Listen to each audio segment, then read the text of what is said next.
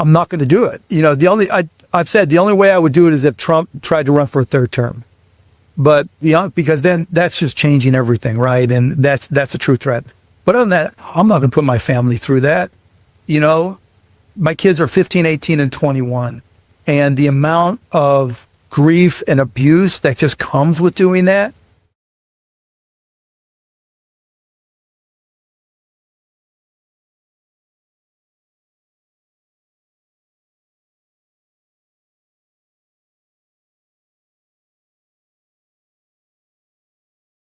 Former Shark Tank investor Mark Cuban declared on Friday he will not run for the presidency unless President Donald Trump tries to run for an unprecedented third term.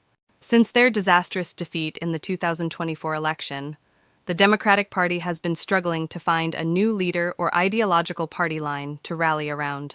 Cuban, formerly a Harris campaign surrogate, is one of many political outsiders who have been mentioned as potential 2028 candidates.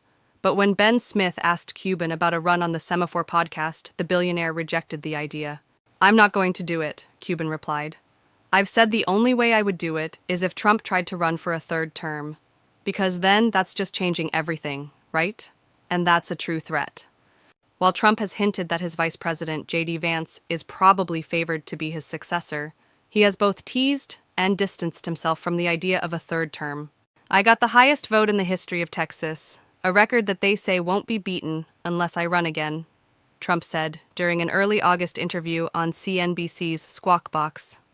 Asked if he was going to run again, Trump responded, "No, probably not. Probably not.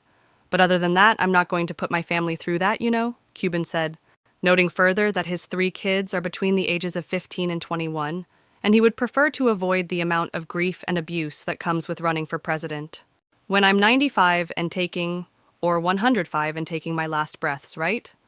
I don't want to say, well, gee, I ran for president. Maybe won, maybe didn't," he said. When asked who he actually favors to run in 2028, Cuban suggested names like Scott Galloway, Jon Stewart, and Texas State Rep. James Tallarico.